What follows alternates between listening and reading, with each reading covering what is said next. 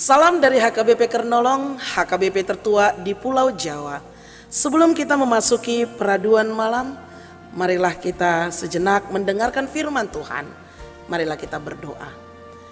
Bapa yang baik, kami sungguh merasakan penyertaan-Mu dalam kehidupan kami.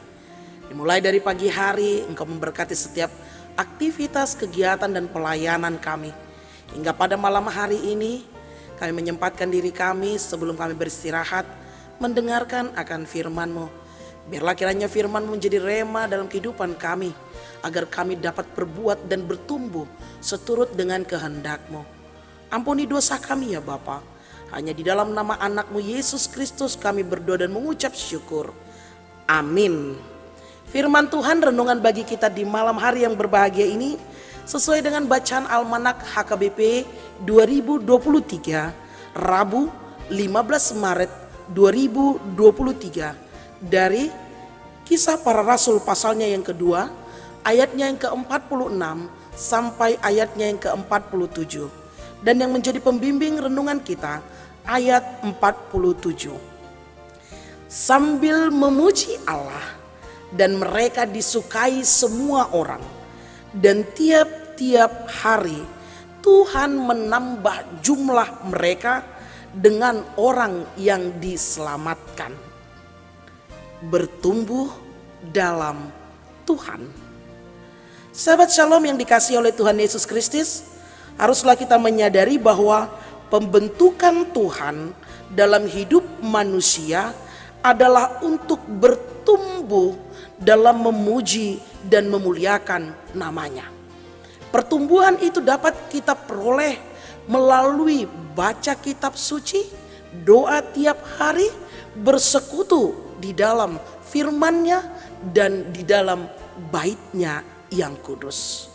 Sahabat Shalom yang dikasihi oleh Tuhan Yesus Kristus, apakah kita juga tahu demikianlah yang terjadi di jemaat mula-mula. Pertumbuhan iman mereka semakin bertambah dan jumlah mereka pun semakin bertambah di dalam memuji dan memuliakan nama Tuhan. Yang menjadi pertanyaan, apakah kita tahu apa yang membuat jemaat Kristen mula-mula bisa bertumbuh dengan baik? Bahkan nats kita pada malam hari ini mengatakan mereka disukai semua orang dan semakin banyak yang bergabung dengan jemaat Kristen mula-mula ini. Di tengah keberagaman agama-agama besar saat itu, agama Yunani atau Romawi dan juga agama Yahudi, apa yang menjadi daya tarik jemaat Kristen mula-mula? Ternyata yang menjadi tertarik adalah cara hidup atau pola hidup dalam jemaat perdana, di mana banyak orang pada saat itu hidup dalam persekutuan yang saling mengasihi, saling peduli, saling berbagi, bertumbuh dalam spiritualitas rohani mereka, bahkan bertekun dalam persekutuan, doa, pengajaran, dan sakramen. Mereka juga bertumbuh bersama, saling mendukung, saling menopang dalam setiap permasalahan-permasalahan sosial yang mereka hadapi. Termasuk juga di dalamnya permasalahan dari segi finansial. Mereka mau saling berbagi. Mereka tentunya gaya hidup atau pola hidup yang demikian adalah gaya hidup Yesus yang senantiasa peduli dan berbagi terhadap sesama. Pertanyaannya, cara hidup yang demikian itulah apakah akan mendatangkan pertumbuhan dan perkembangan jemaat jikalau saat ini?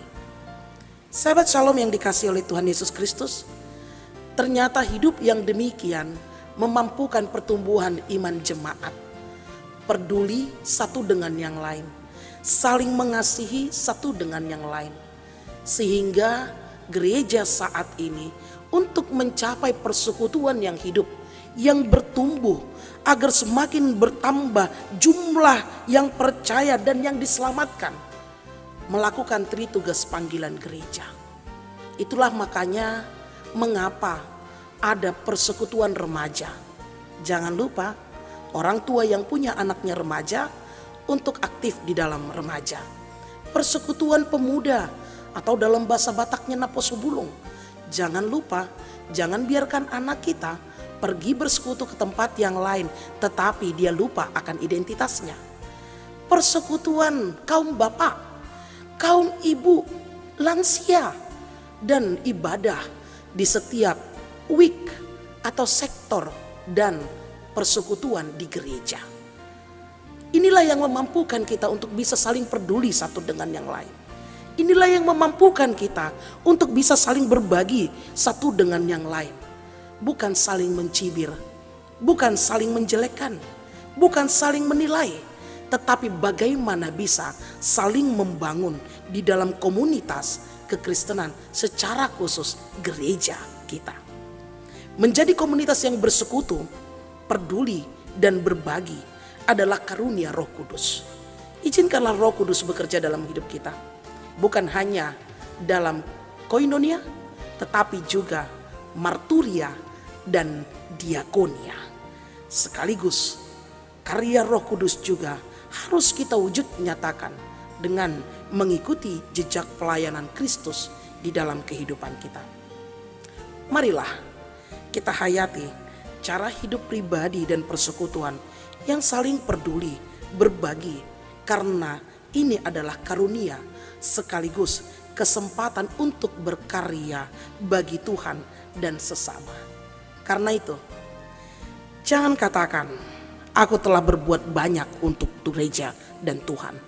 Melainkan katakanlah, apa yang harus aku perbuat untuk gereja Tuhan. Amin. Mari kita berdoa. Terima kasih Tuhan, pertumbuhan dalam iman bersamamu itulah yang menjadi kerinduan kami, sehingga kami dapat dan mampu menjalani kehidupan kami yang penuh dengan tantangan. Ajari kami Tuhan untuk kami bisa bersekutu di tengah-tengah gereja Tuhan, sekolah minggu, remaja, pemuda, bapak, ibu, lansia, semuanya ya ketika Tuhan mengizinkan kami, sehingga kami saling peduli satu dengan yang lain, saling menopang dan saling mendukung, sehingga nama Tuhan semakin dimuliakan.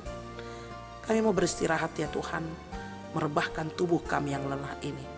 Bangunkan kami esok pagi dengan pertumbuhan iman kami yang selalu baru dan selalu mengucap syukur kepada Tuhan.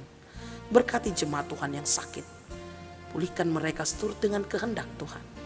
Ampuni dosa kami. Hanya di dalam nama anak-Mu Tuhan Yesus Kristus kami berdoa dan mengucap syukur.